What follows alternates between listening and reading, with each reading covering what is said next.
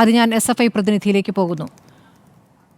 PS Sanjeev, ഇപ്പോൾ ഗവർണറുമായി ബന്ധപ്പെട്ടുള്ള പ്രതിഷേധങ്ങൾ നിങ്ങൾ തുടങ്ങിയിട്ട് കുറച്ച് ദിവസമായി. പക്ഷേ അത് ആദ്യം തുടങ്ങിയത് CPI ആണ്. CPI തുടങ്ങിയ ഘട്ടത്തിൽ CPM-നെ കണ്ടില്ല എന്ന വിമർശനം ഉണ്ടായിരുന്നു. പക്ഷേ പിന്നീട് CPM-ഉം അതിൽ ശക്തമായി പ്രതികരിച്ചു. ഏറ്റവും വൈകിയാണെങ്കിലും മുഖ്യമന്ത്രി വിശദമായി വാർത്താസമ്മേളനത്തിൽ കഴിഞ്ഞ ബുധനാഴ്ചയാണ് ഇതിൽ പ്രതികരണം നടത്തിയത്.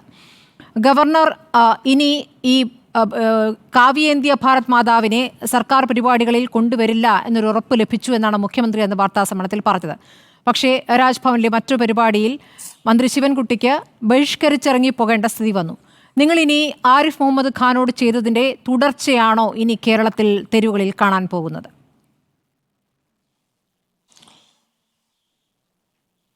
ആരിഫ് മുഹമ്മദ് ഖാനോട് കാണിച്ചതിൻ്റെ തുടർച്ചയല്ല. ഇവിടെ നിങ്ങൾ നേരത്തെ ആമുഖത്തിൽ പറഞ്ഞതുപോലെ 100% സംഘിയായിട്ടുള്ള ഒരാളാണ് ഇന്ന് ഗവർണർ പദവിയിലിരിക്കുന്നത്. അതുകൊണ്ട് തന്നെ അതിശക്തമായിട്ടുള്ള സമരം ഗവർണറെ ഭരണഘടന പഠിപ്പിക്കുക എന്ന ലക്ഷ്യത്തോടു കൂടി തന്നെ ഞങ്ങൾ സംഘടിപ്പിക്കും. ഗവർണർ എവിടെയൊക്കെ പൊതുപരിപാടികളിൽ പങ്കെടുക്കുന്നുണ്ടോ അവിടെയൊക്കെയും ഭരണഘടനയുടെ ആമുഖം ഞങ്ങൾ ഉയർത്തിപ്പിടിക്കും.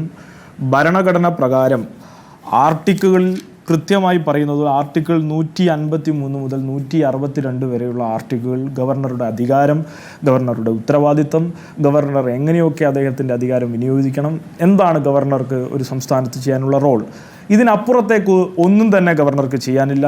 ഗവർണർ എന്ന ഭരണഘടനാ സ്ഥാപനത്തിൽ, ഗവർണർ എന്ന രാജ്ഭവനിലിരിക്കുന്ന ഗവർണർക്ക് ഈ സംസ്ഥാനത്തെ ഏതെങ്കിലും രാഷ്ട്രീയ കക്ഷിയുമായിട്ടോ ഈ പ്രദേശത്തെ ഏതെങ്കിലും മതസംഘടനയായിട്ടോ അങ്ങനെ ഏതെങ്കിലും വിധത്തിൽ തങ്ങൾക്ക് പക്ഷപാതം ഉണ്ട് എന്ന് തോന്നിക്കുന്ന വിധത്തിൽ എവിടെയും ഒന്നും പ്രകടിപ്പിക്കാൻ അനുവാദമില്ല. ആ നിലയിൽ ഇന്നത്തെ ഗവർണർ കേരളത്തിൽ നടപ്പിലാക്കിക്കൊണ്ടിരിക്കുന്ന ഈ പ്രവർത്തനം അവസാനിപ്പിച്ചിട്ടില്ല എങ്കിൽ ശക്തമായ സമരം ഞങ്ങൾ നടത്തും. അതിൻ്റെ ഭാഗമായി ഞങ്ങൾ നേരത്തെ തന്നെ ഇപ്പോൾ ഈ പറഞ്ഞ ഭാരതാംബയുടെ വിഷയം മാത്രമല്ല, സവർക്കറും ഹെഡ്ഗേവാറും ഗോൾവാക്കറും ഉൾപ്പെടെയുള്ളവരൊക്കെയാണ് രാജ്ഭവൻ്റെ ചുമരിൽ. ഇപ്പോൾ BJPയുടെ സംസ്ഥാന പ്രസിഡന്റ് രാജീവ് ചന്ദ്രശേഖരൻ പോസ്റ്റ് ചെയ്തൊരു ഫോട്ടോയിൽ നമ്മൾ കണ്ടു, ഹെഡ്ഗേവാറും ഗോൾവാക്കറുമാണ് RSSൻ്റെ സർസംഘചാലകന്മാരാണ്. അവരെന്താണ് രാജ്ഭവൻ്റെ ചുമരിൽ എന്ന് ചോദിക്കാൻ ഈ നാട്ടിൽ ഇടതുപക്ഷ കക്ഷികൾ മുന്നോട്ട് വരികയാണ്. ഞങ്ങൾ ശക്തമായി അതിനെതിരെ രംഗത്ത് വന്നു. ഇപ്പോൾ അർലേക്കർ ഇപ്പോൾ നടത്തിക്കൊണ്ടിരിക്കുന്ന ഈ ഭരണഘടനാ വിരുദ്ധമായിട്ടുള്ള ഇടപെടൽ, ഇപ്പോൾ അർലേക്കറുടെ തന്നെ ഗവർണറുടെ കഴിഞ്ഞ കുറച്ച് ദിവസങ്ങളായിട്ടുള്ള ഇടപെടൽ നോക്കിയാൽ പൂർണ്ണമായും RSSൻ്റെ നേതൃത്വം എങ്ങനെ ഇടപെടുമോ ആ നിലയിലാണ് അദ്ദേഹം ഇടപെട്ടുകൊണ്ടിരിക്കുന്നത്. There is no question of doing away with ഭാരതാംബ എന്നാണ് അദ്ദേഹത്തിൻ്റെ ഇന്നലത്തെ പ്രസ് റിലീസിൻ്റെ ടൈറ്റിൽ തന്നെയും. ഒരു കാരണവശാലും ഇതിൽ നിന്ന് പുറകോട്ടില്ല എന്നാണ് അദ്ദേഹം പറഞ്ഞുകൊണ്ടേയിരിക്കുന്നത്. ഒരു രാജ്യത്ത്, മതനിരപേക്ഷമായുള്ള ഒരു രാജ്യത്തിൻ്റെ ഭരണഘടന ഉയർത്തിപ്പിടിക്കേണ്ട സ്ഥാനത്തിരിക്കുന്ന ഗവർണർ ഈ ഭരണഘടനക്കെതിരെ തന്നെ പ്രവർത്തിച്ചു കൊണ്ടിരിക്കുന്ന അത്യപൂർവമായിട്ടുള്ള കാഴ്ചകളുടെ ഒരു തുടർച്ചയാണ് നമ്മൾ കണ്ടുകൊണ്ടിരിക്കുന്നത്. കേരളത്തിൽ നമ്മളത് കഴിഞ്ഞ ഘട്ടം കണ്ടു, അത് വീണ്ടും തുടരുകയാണ്. ഗവർണർ കുറച്ചുകൂടി ശക്തിയായി സംഘടിപ്പിക്കുകയാണ്. സർവകലാശാലകളിലാകട്ടെ മറ്റ് ഔദ്യോഗിക പരിപാടികളിലാവട്ടെ ഭരണഘടനയെ ചോദ്യം ചെയ്തുകൊണ്ടാണ് അദ്ദേഹം ഇപ്പോൾ പ്രവർത്തിച്ചുകൊണ്ടിരിക്കുന്നത്. ഈ 2 പരിപാടികളും നിങ്ങൾ ശ്രദ്ധിക്കണം. ഒന്ന് സർക്കാരിൻ്റെ പരിസ്ഥിതി ദിന പരിപാടിയുമായി ബന്ധപ്പെട്ട്, മറ്റൊന്ന് സ്കൗട്ട് ആൻഡ് ഗൈഡ്സിൻ്റെ രാജ്യപുരസ്കാർ പരിപാടിയാണ്. ആ 2 പരിപാടിയിലുമാണ് ഈ ഭാരതാംബയെ പ്രതിഷ്ഠിച്ചുകൊണ്ട് ഈ പൂജ നടത്തിയേ ഞാൻ പരിപാടി ആരംഭിക്കൂ എന്ന് പറയുന്നത്. നമുക്കൊരു ഏതെങ്കിലും ഒരു എക്സ്പ്രഷൻ ഓഫ് റിലീജിയൻ അല്ലെങ്കിൽ ഏതെങ്കിലും വിധത്തിലൊരു മതചിഹ്നം അല്ലെങ്കിൽ ഏതെങ്കിലും ഒരു രാഷ്ട്രീയ പാർട്ടിയുടെ ചിഹ്നം ഉയർത്തിപ്പിടിക്കേണ്ട ഒരു ഉത്തരവാദിത്വവും ഒരു ഗവർണർക്കും ഇല്ല.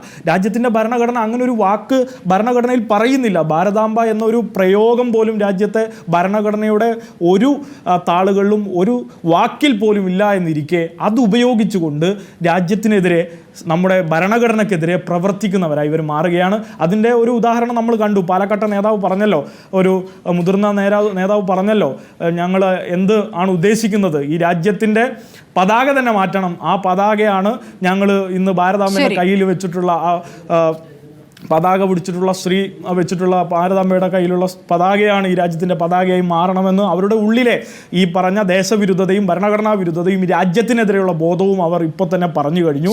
യഥാർത്ഥത്തിൽ ഗവർണറെ തിരുത്താൻ ശക്തമായ സമരം ഈ നാട്ടിൽ ഉയർന്നു വരേണ്ടതുണ്ട്. ശരി.